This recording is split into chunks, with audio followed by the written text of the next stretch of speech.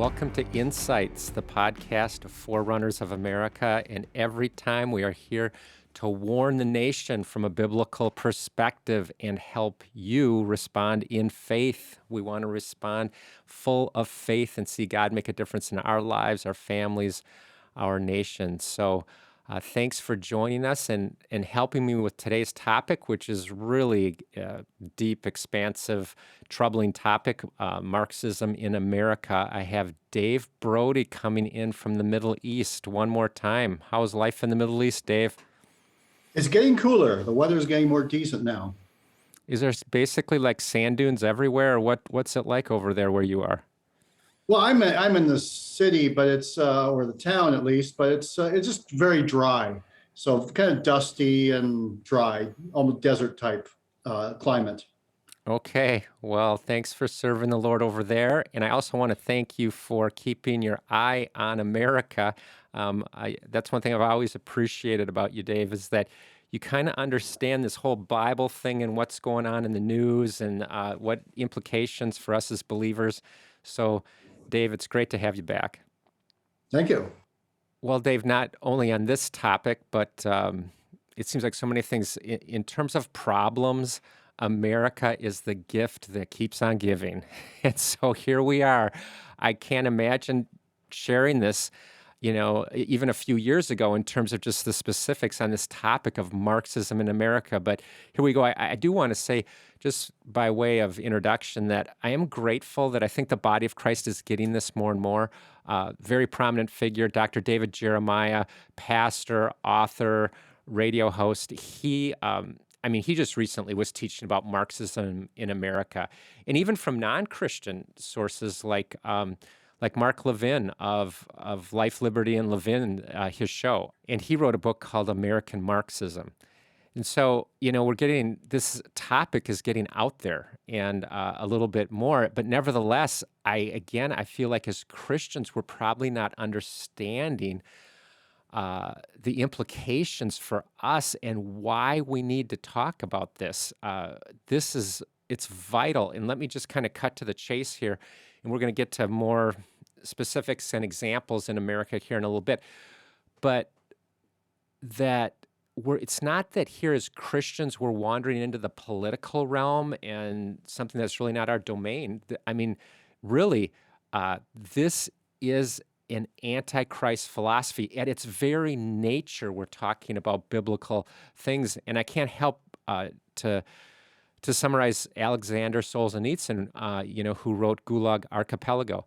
And he's the Russian dissident and became famous for exposing all the atrocities under communism in Russia.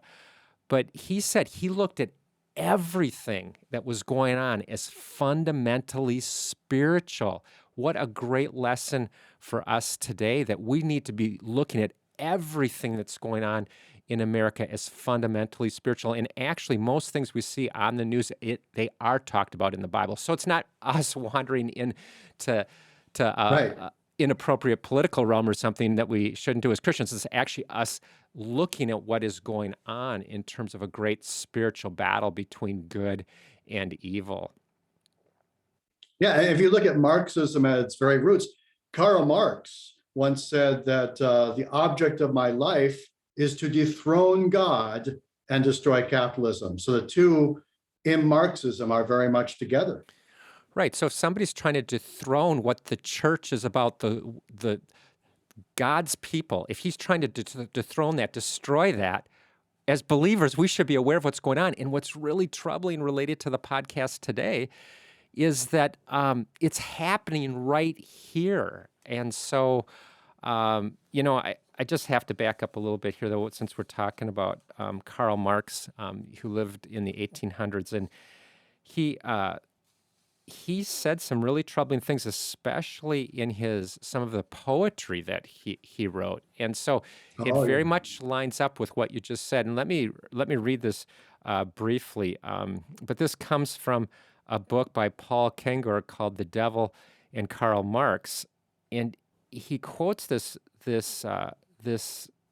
poem, and it says, "Thus heaven I've forfeited. I know it full well. My soul, once true to God, is chosen for hell. Like, can you believe that this is Karl Marx, his own pen? He wrote this. And then he goes on in another poem called The Player. He says, "Look now, my blood-dark sword shall stab unerringly within my soul. God neither knows nor honors art. The hellish vapors rise and fill the brain." So he's basically saying he's demonically inspired from hell with his philosophy. Right. He goes on to say, "Till I go mad and my heart is utterly changed. See this sword, the prince of darkness sold it to me." The prince of darkness, Satan himself. "For he beats the time and gives the signs. Ever more boldly I play with the dance of death." And then Paul Kengor makes this observation. He says, "What more was communism but kind of a dance of death?" The last line of that poem, where Marx says, "Ever more boldly I play the dance of death."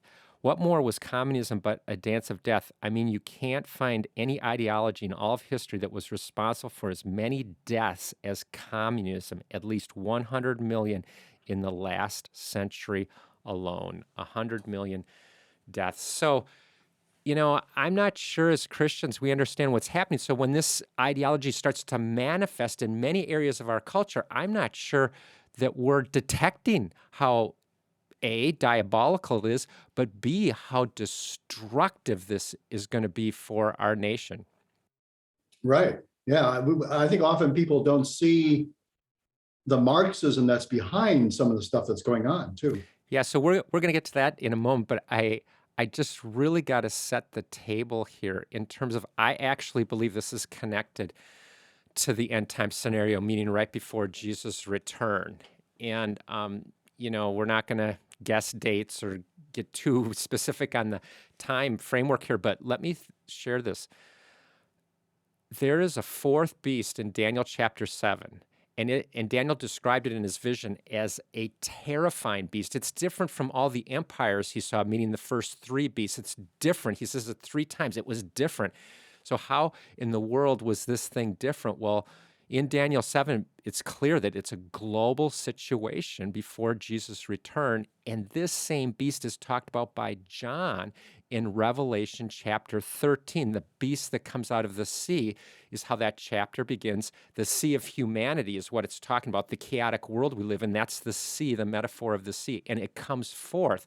Now, I don't think Marxism is the complete picture of that beast, but I think it's a key aspect of it. It could be even one of the primary aspects of this beast in Revelation chapter 13.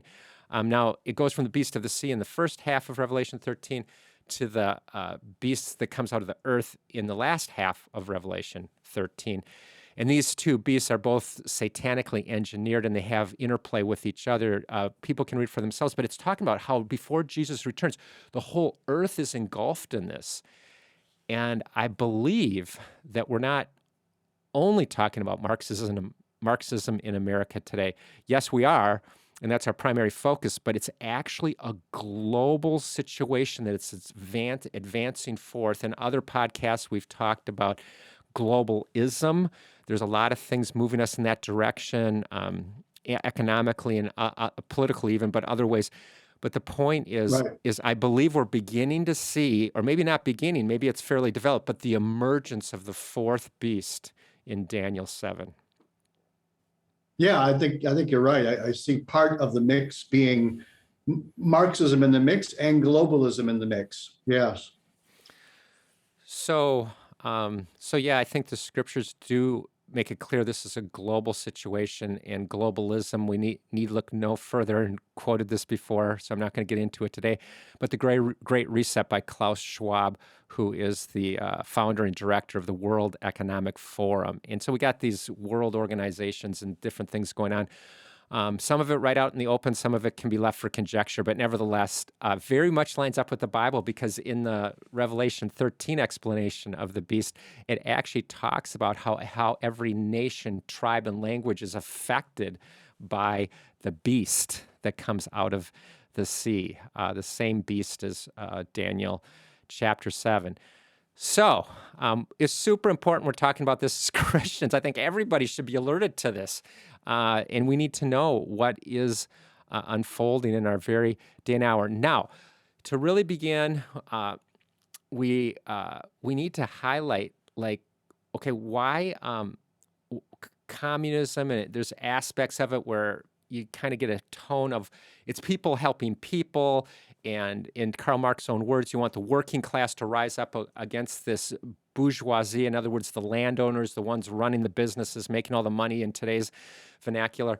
But so we got this tension here, and the workers rise up with a violent overthrow of the bourgeoisie, the landowners and the wealthy. Well, anyway, some people have said, hey, this is a good thing. It's reflected in the book of Acts. We've got, the body of believers working together. We don't want all this. So like, why, at the heart of this, why can we say that actually Marxism is completely the opposite of what we're reading in the book of Acts?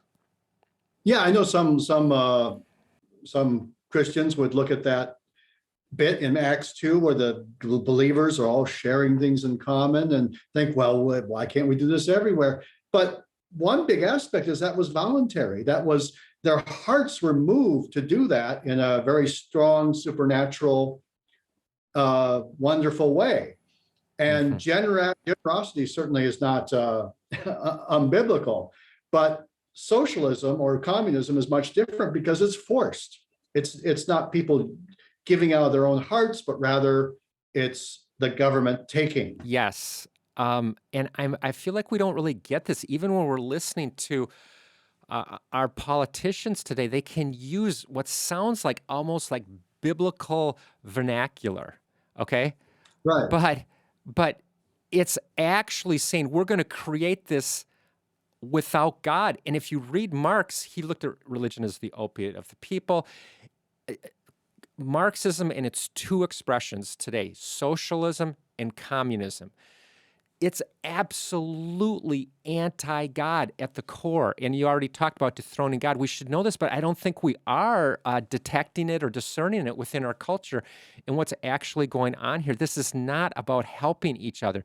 This is about trying to create a system where you have 100% removed God. You might be trying to do a couple things.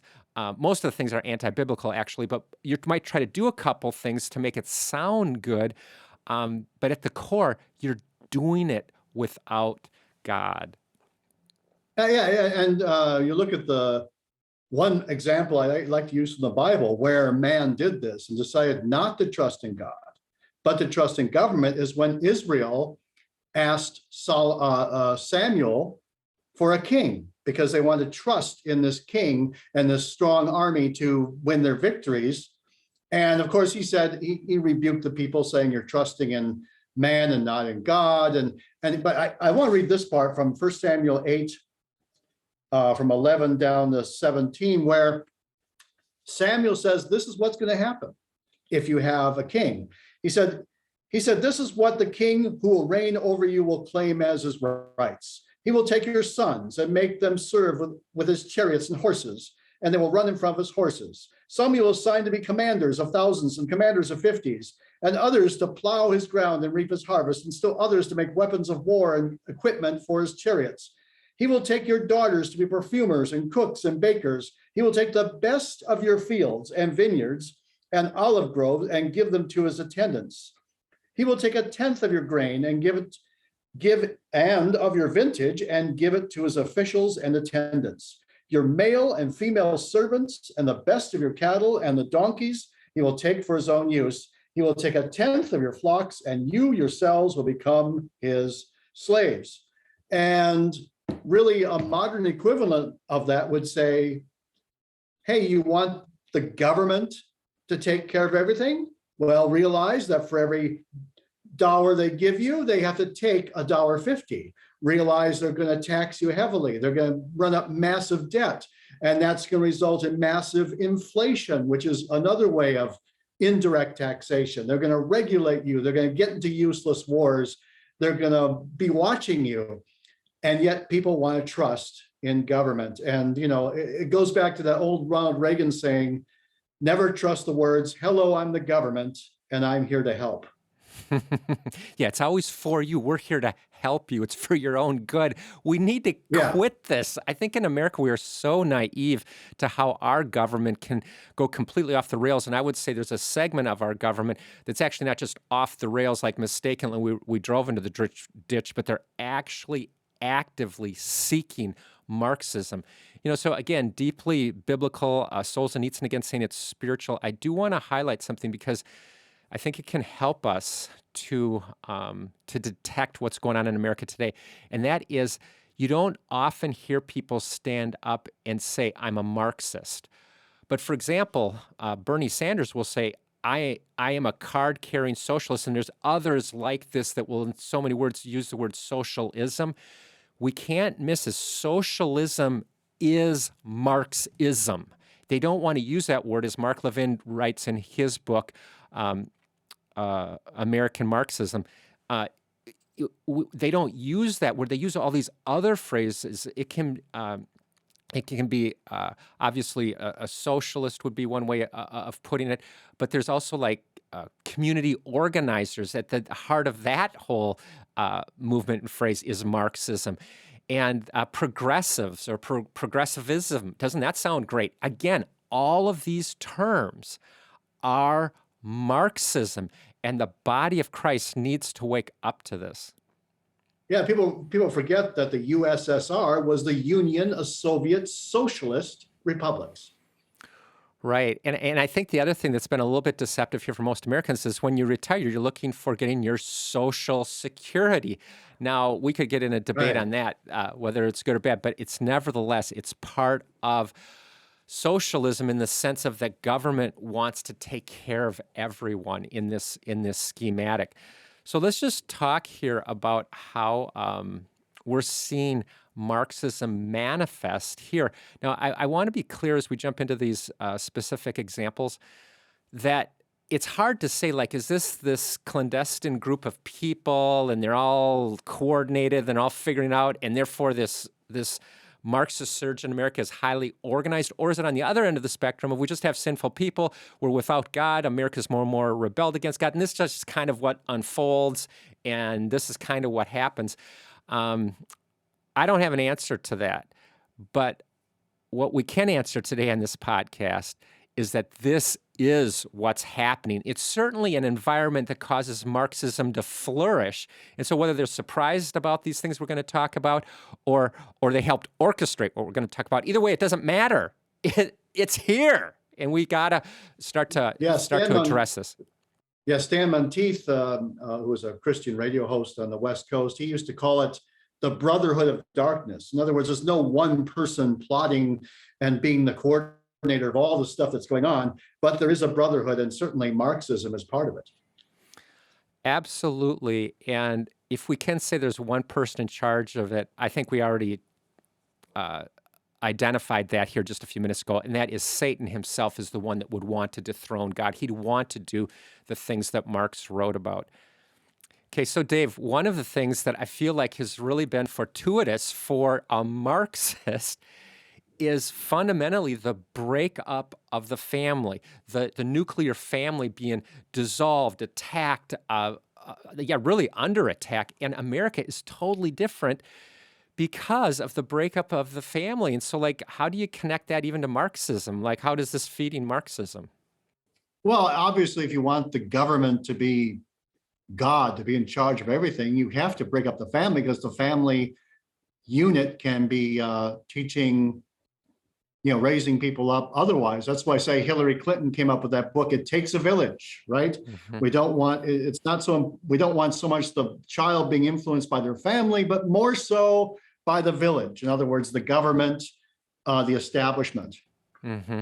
Now, when Marx writes, he always uses the word state in place of what we today would just simply call the government. This is about complete government control. Yeah, the state would be the way that Karl Marx is using that or referring to that. But anyway, I typically am talking about the government as well because it makes more sense in our common vernacular today.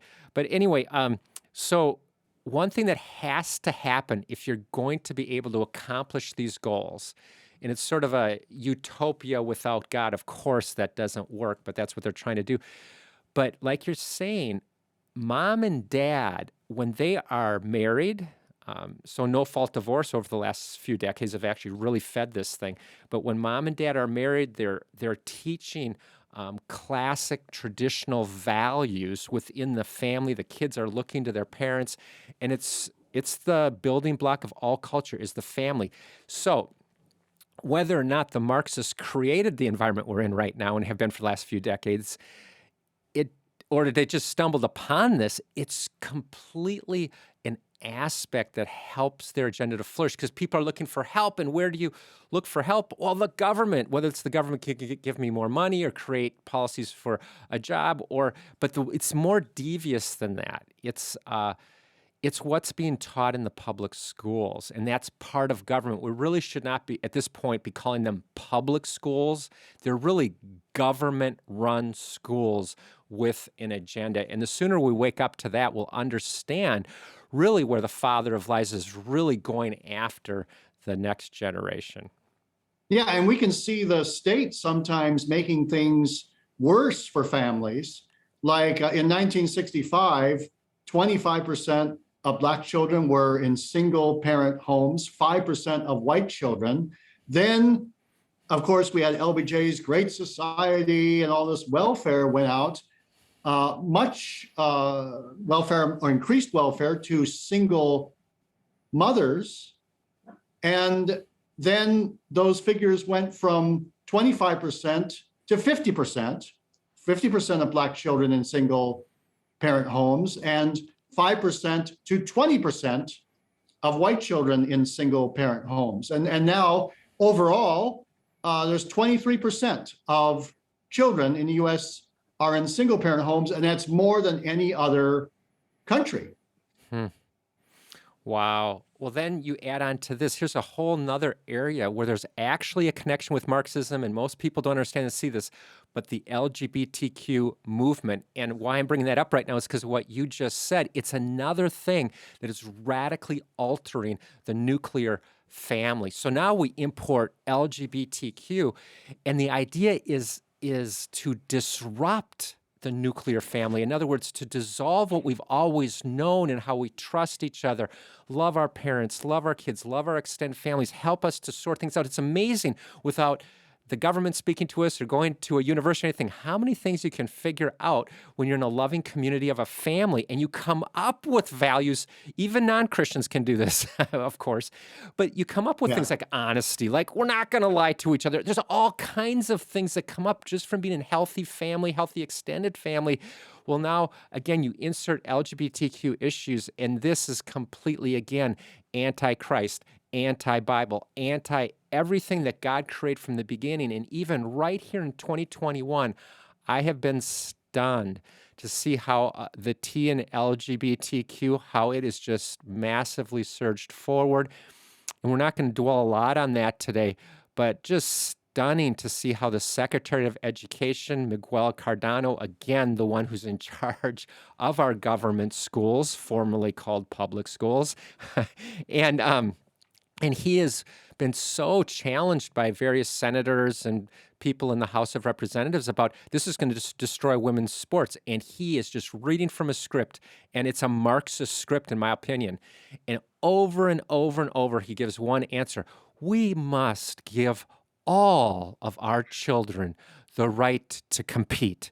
So he won't really head on say, how is this going to destroy women's sports? But he continues to say this over and over. And I think I just want to say real quickly, too, I've said this on other podcasts, he comes across as a very calm, reasonable man. But the things coming from his mouth are from the pit of hell. And we need to see what's going on right here in 2021. Stunning. Well, then we have this whole critical race theory going on. And, a few years ago, John Dawson came out with the book, Healing America's Wounds. John Dawson, who's a convener of YWAM. And he talked about how we can repent for our ancestors, we can bring healing and reconciliation between different groups. And there were ministry times and public times where people did these sort of things, and it was a healing sort of effect. Very good. So public repentance and declaring to God our change of heart and so forth related to Right, repenting even racism. of things that our ancestors did, which is biblical. That's I think Daniel did that, for example. And but then critical race theory is not uniting; it's divisive, because what happens is the whites become the oppressors and always will be, and can never make enough reparation, and it's just an ongoing thing. There's no end to it. It's divisive. Right. So here I'm holding up a copy of the Communist Manifesto here by Karl Marx and Friedrich Engels. And that's one of the themes of this book. It's the oppressed versus the oppressor. I don't think we understand, often even within the church, that this is actually Marxist language that was brought to us in a. It's been there for decades, but in a much broader way since George Floyd's death in 2020 and all the riots that broke out. It's like, wait a second here. They're trying to cause some sort of revolutionary spirit to destroy all kinds of things. Now, of course, racism does need to be purged. We're not saying there's no problems in that area. Of course, and I've always said we've got to start in our own hearts and within the church, and we have to model this, how to do this for the rest of the country. But instead, we have a Marxist organization, Black Lives Matter, leading the way. And again, we got to keep reminding ourselves, this is an organization, a ideology that's here to remove God completely and get rid of the Bible. And so sometimes you kind of have to read in between the lines and look at things a little bit more carefully. But in this case, Black Lives Matter, Patrisse Cullors, in a 2015 interview, she said that she is a, quote, trained Marxist. So it's not that, but the media won't it won't write that in the newspapers and so forth. So you don't hear about this, but that's actually what's going on. Right, and a lot of the leadership of the Black Lives Matter movement lean heavily towards the LGBTQ movement, and even had a lot of that stuff on their website until recently, and then they scrubbed their website to make it look more politically correct or more acceptable to the wider audience. And so this is really, crept into the church pretty significantly. And I'm just going to quote an article here where Lucas Miles is being quoted, and he says, "I live in a red state and in a blue county, and there are probably 4 or 5 churches right around me that are flying a Marxist Black Lives Matter flag or Christian socialism symbol or a rainbow flag, and they're flying those higher than the cross." I think it says a lot about where the church in America is at right now. And so, we have to be aware. I don't think a lot of Christians are even aware of what's going on here in this whole area. And we've talked about critical race theory here on this podcast before, so we don't need to take a deep dive today. But you can't find a Bible verse in that, and it's been taught in the universities for roughly 20 years in this country, and at least some universities. And this is absolutely not being originating from the biblical text. It is coming out of this Marxist ideology. Yeah, it's like divide and conquer. I mean, one thing the Marxists like to do is to bring about instability, violence, protests, fights, division, because in instability, then they can insert their philosophy.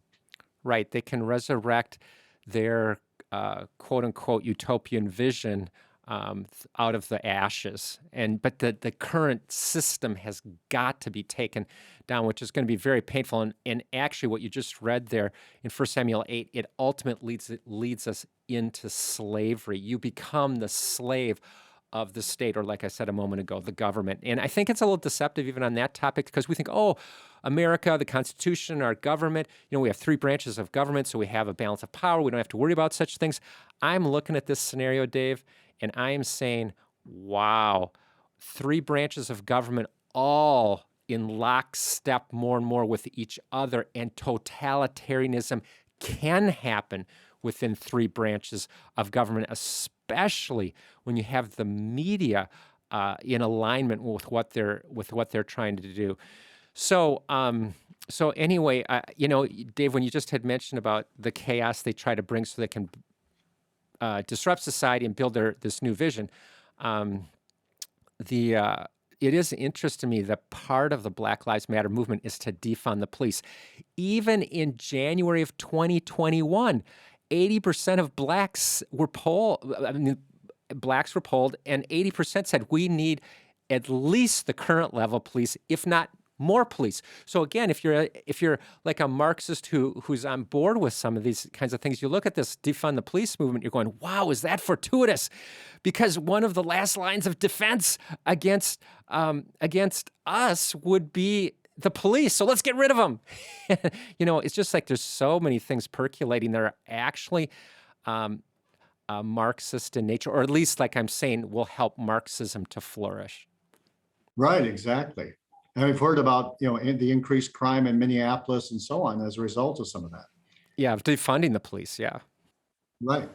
So not only do we have the disruption of the American family and really leaving so many lives in families in chaos, and also this whole situation with Black Lives Matter, critical race theory, so much more could be said on both of those topics.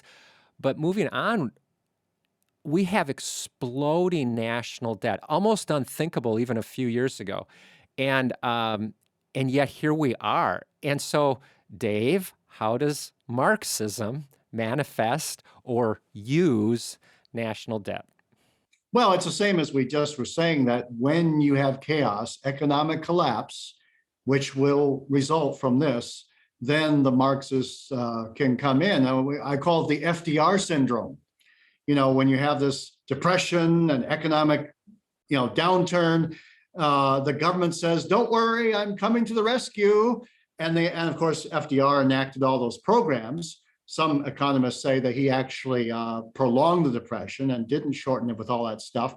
But when it happens next time with economic disaster, which could be much worse than what happened in the Great Depression, the government will just go on steroids, making changes and implementing programs and doing emergency measures. And it's in this chaotic time when people are kind of unstable and not that they can bring in all sorts of these sort of socialist initiatives, and people have no choice but just to roll along with it.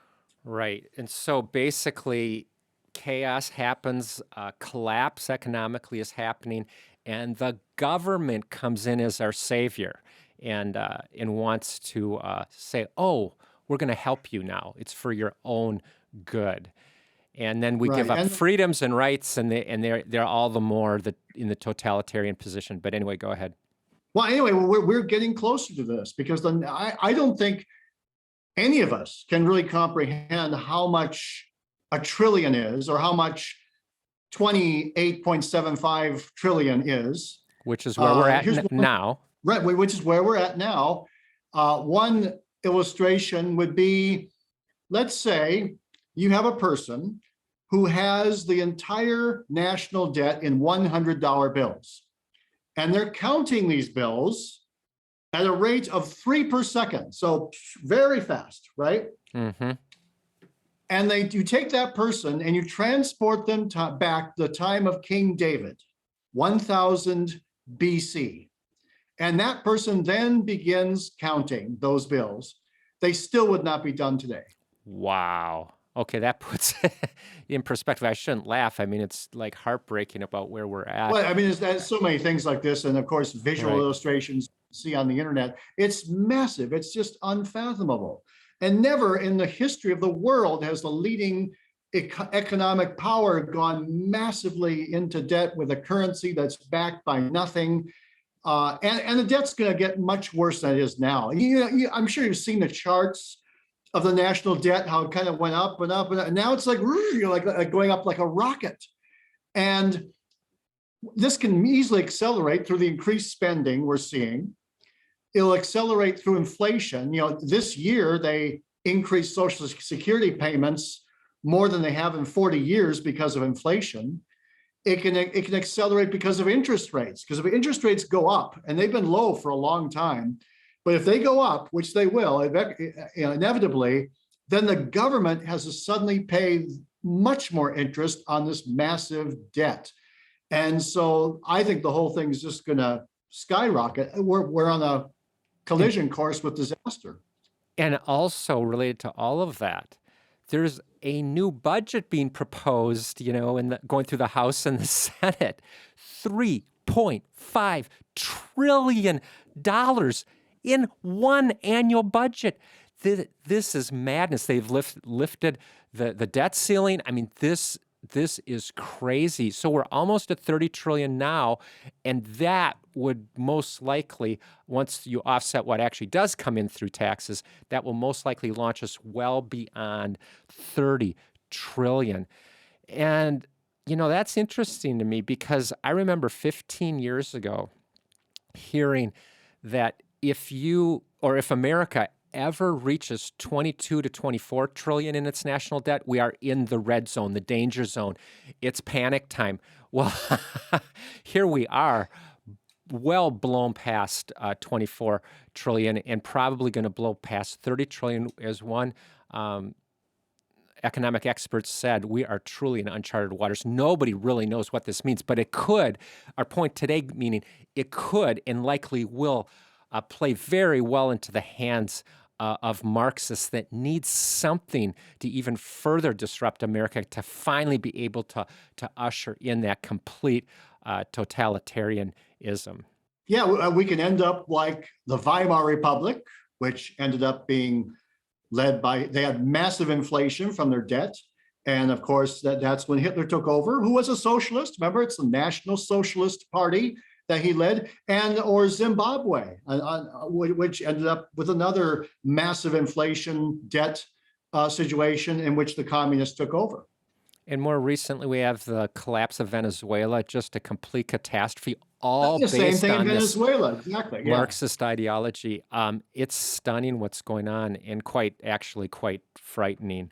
Now, not only this, Dave, but there's something kind of disturbing that has some credible substance to it that we need to identify before we turn the corner here and talk about how to respond in faith and bring this podcast to a conclusion, but especially related to this area of what in the world is going on with our national debt, and why is there actually not only no restraint, but it seems like an eagerness by certain political forces to just completely accelerate the debt. And that's, of course, not how you read about it in the news, but that's how it appears to me. And this is what I'm getting at, is there is something called the Cloward-Piven strategy. And Richard Cloward and Francis Piven were professors at Columbia University, and they brought this forth in 1966.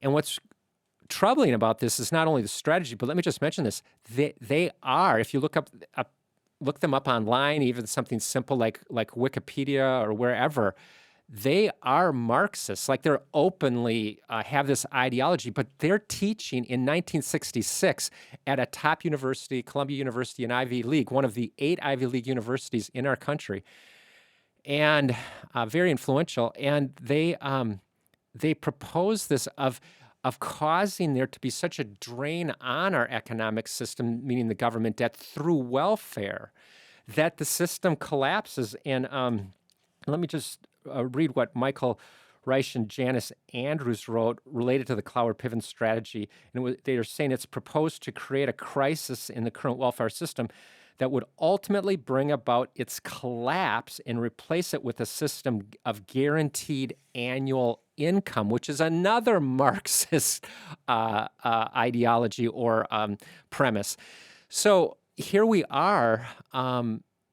It may not even happen the way that Cloward-Piven outlined it, but it might happen through other means that we eventually get to this point of unsustainable debt, and then we have this collapse.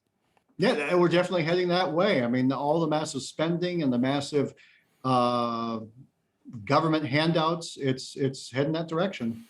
Yeah, so when you think about people that in some way get government assistance, it's always in that 40 to 50% range, which, okay, we want to help people, but we're not talking about 5 or 10% of Americans. I mean, this is crazy.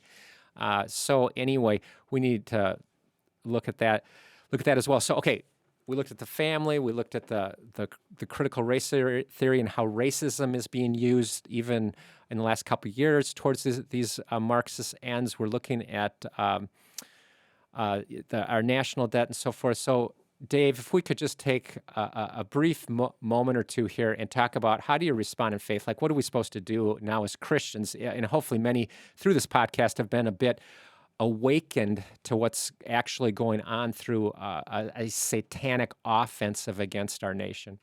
Well, I think we need to calmly and lovingly speak out the truth in love. So, can you give us a couple examples, like speak out what truth in love?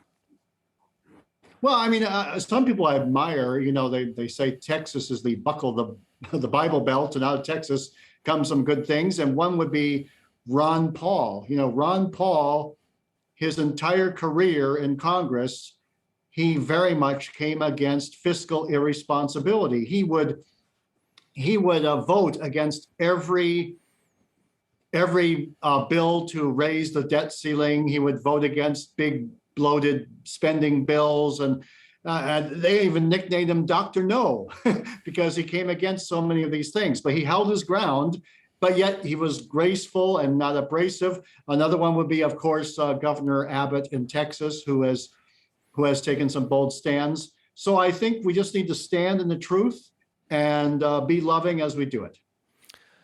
So, okay, so national debt would be an example. Okay, and people are like, where's that in the Bible? Aren't we getting off into politics and all this government stuff, blah, blah, blah? Well, actually, it is in the Bible.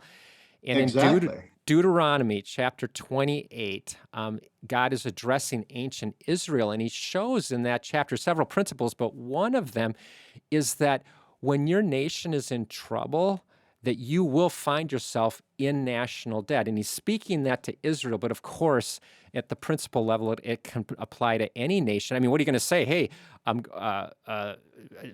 huge debt is somehow a blessing because we don't have to follow the Bible?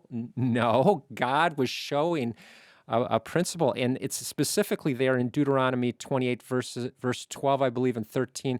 And then later, verse 44, God is saying the effects of the Israelites not walking with God and that they will be in great debt. So the idea is walking away from that passage is when you're in great debt as a nation, it's not a good sign. And we could figure that out apart from the Bible, but it is in the Bible. And oh, by the way, Proverbs teaches that the borrower is slave to the lender. And that certainly has happened. And I believe, too, that we've just got to become so much more discerning. We've got to know the scriptures better. We got to be diving into the Bible and look at what's going on in the world and saying, okay, what's going on and why is it going on? The Bible will teach us that, why things are actually happening in the world. And it's either that we're moving in more righteousness or moving more into wickedness, and it'll help us sort out a whole bunch of things. And I also want to say, in terms of responding in faith as believers, we've got to start to sync up about how what's actually going on in our nation and how our nation affects the whole world and how this helps bring forth the fourth beast of Daniel, which is basically what we're doing right now, I believe, is setting the table for the Antichrist to step onto the world stage. And especially as you look at these global organizations like the World Economic Forum with Klaus Schwab and so many others, though, but how they all can, at least to a degree, maybe not perfectly, but to a degree, can coordinate things and then can usher in the Antichrist. I mean, we have got to respond in faith and not fear. We have to understand what's going on. Don't get blindsided in what's coming. Dave, final word? Yeah, I agree with you. Some people are just, and we'll talk about this, I believe, in a future podcast, but some people are only receiving the one message that's coming from the mainline news and not doing their own research and breaking free from the box and thinking outside the box. Right. And again, as Mark Levin says, you don't hear the word Marxism through the mainstream media because most Americans would really react if they actually knew what was truly going on. Again, we have smoke and mirrors from the father of lies who is trying to destroy our nation and bring us into that situation. So thank you, Dave. And thank you for joining us for Insights. We will be going further on this very topic on our next Insights podcast.